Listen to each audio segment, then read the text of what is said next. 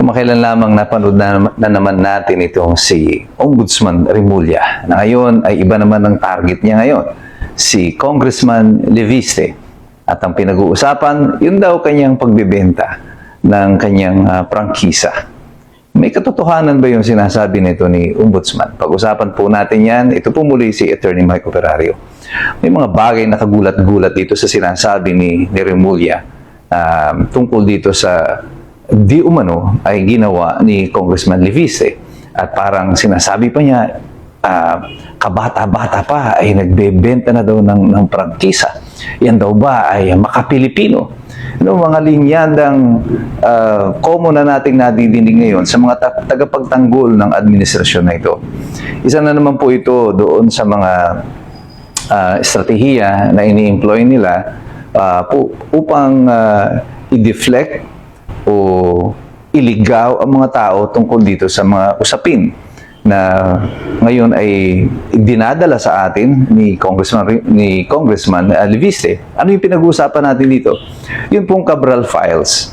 At ngayon, tila ba, parang sa takot nila dito sa mga pahayag ni Congressman Leviste, ang balik sila doon sa kanilang strategiya na una, i-discredit mo muna yung mensahero, huwag mong sagutin yung mensahe, i-discredit mo yung mensahero, sirain mo siya, at gumawa ka ng ibang mga usapin. This is yung kanilang deflection para matuon sa iba ang atensyon ng mga tao.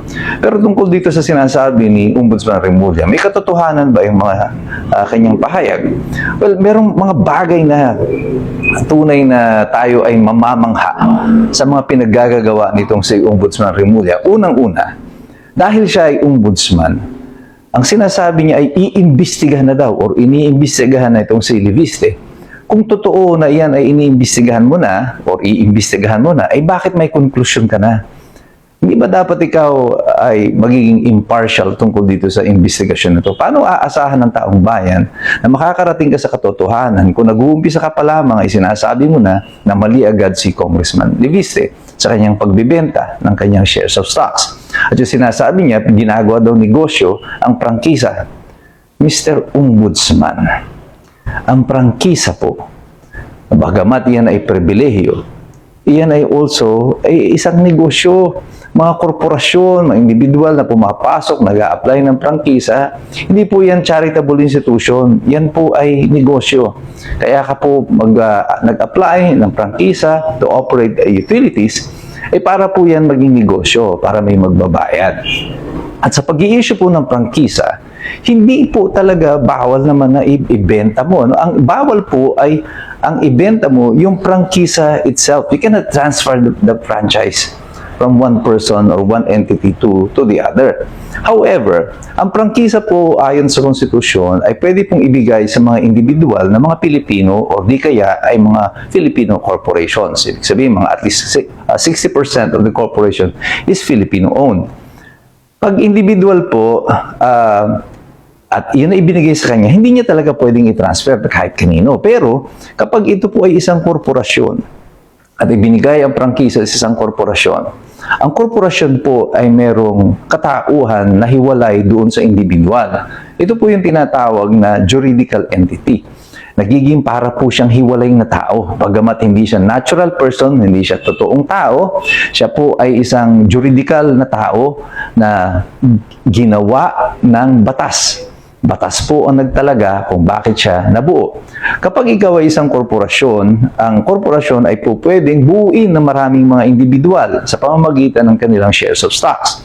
Ikaw ay namimili ng shares of stocks mula dito sa korporasyon at ito ang bahagi ng iyong pag-aari. Ang pag-aari mo bilang isang individual ay hiwalay doon sa personalidad ng korporasyon. Maaring mag-exist yan na magkahiwalay.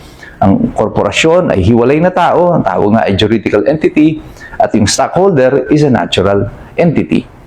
Kapag ikaw ay nais mo nang ibenta yung shares of stocks mo, gaya ng ginawa ni Congressman Leviste, dahil nga siya ay na-elect na congressman at kailangan mag-divest siya ng kanyang mga business interests sa mga korporasyon or business organizations or di kaya ay mga gawain na kung saan ay magkakaroon ng partisipasyon ng pamahalaan na magko-conflict ang interest niya bilang isang mambabatas. At tama yung kanyang ginawa. Nag-divest po siya. At yan naman ang ginagawa ng lahat. Kahit yung mga kaibigan ni Ombudsman, ng mga negosyante, sina Zaldico, yan yung sinasabi nila, nag-divest sila pagkatapos nilang ma-elect, mahalal ng mga kongresista. At pag nag-divest ka, yung shares of stocks na yan, ang ibinebenta mo, yung bahagi mo. So kahit na yung shares of stocks ni Leviste ay iba na ang nagmamay-ari, ang pangalan ng korporasyon ay mananatili, ang juridical personality o yung personalidad na legal ng korporasyon ay mananatili. Hindi po ito mabubura. Ang ibig sabihin nito, ang prangkisa ay mananatili doon sa pangalan ng korporasyon.